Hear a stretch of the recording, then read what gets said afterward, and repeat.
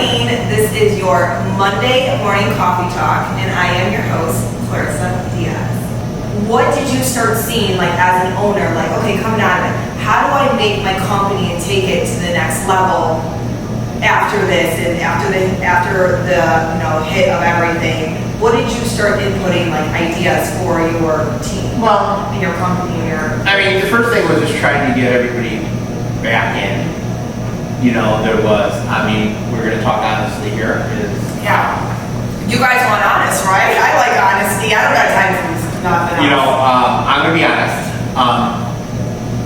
The government with the unemployment and the payments was a little bit of an issue because, when you have, say, a receptionist or an assistant or some of your hourly people working for you, it ended up the government was paying them more.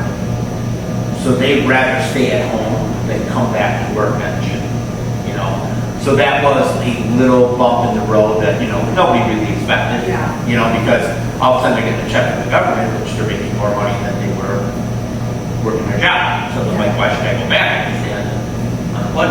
So, that was the challenge in the beginning. And they're making more money, and then the fear of also what's going on, if they're younger too. Right, they didn't know what was going to happen, and that you might get sick, When you have a lot of employees, you're going to have a ton of different perspectives on it. And what you should do. And what we should do. Like some people were, didn't want to come back. Some people wanted to come back. So it was challenging. It was just, trying to tread through the water, trying to make sure everybody had their place and, everybody was, taken care of. It was definitely, like I said, again, it was definitely just new water treading, trying to figure it out, which is not necessarily a bad thing. It sort of makes you look at the business. What else can I change now? What else can I do better? So it does make you re-look at everything in your business. That's awesome. That sounds like another bonus, plus, I would say, blessing in disguise as well. Yeah. So what did you do then tell me, to make it better for the employees after realizing that? Did you adjust something with ideas wise with the pay scale, to make sure that you're... Yeah, when we came back, we were looking at, we were trying to make everybody work their available schedules, whatever they could work. Like I said, remember we were on a 50% rule, so we only got 50% of the people in here.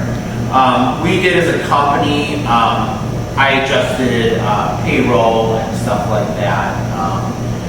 What I ended up doing is, our company, like I said, has been around for over 45 years, and we've had a couple different payroll situations, and this time we adjusted it. I wanted to make it a better opportunity for the stylists to make more money. So we ended up putting in a sliding scale. So for people who don't know what that is, that means, you can make up to a certain dollar amount, and when you hit that goal, you make a percentage, and then you get up to the next level, you get another higher percentage in the salon industry. So that's how that works. So it gave them more opportunity to make a few more dollars in their paycheck, because we wanted them to succeed, I'm going to be honest with that too. Something we did not expect in the industry, and a lot of the salon industry went through this, is booth renting. So what ended up happening when COVID happened, the salon shut down, and honestly, here again, I'm going to be super honest, some stylists would probably do hair on their own or do hair at home or in a basement or wherever they could do it, okay? So when we came back, our industry is the beauty industry, and I'm not talking, I don't know about everywhere, I just know about my area right now, is that some stylists, when they came back, decided to go on their own. So they ended up renting booths, and I'd probably say 15 to 20% of your staff would disappear by the end of that year.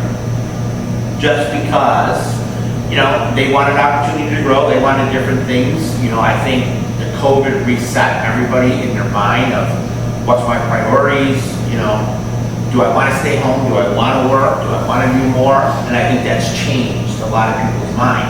I think jobs changed. I think, you know, people switch positions. They're saying this isn't for me anymore. Yeah. You know, it gave everybody a reset to say, hey, what else could I do? Yeah. You know what I'm saying? So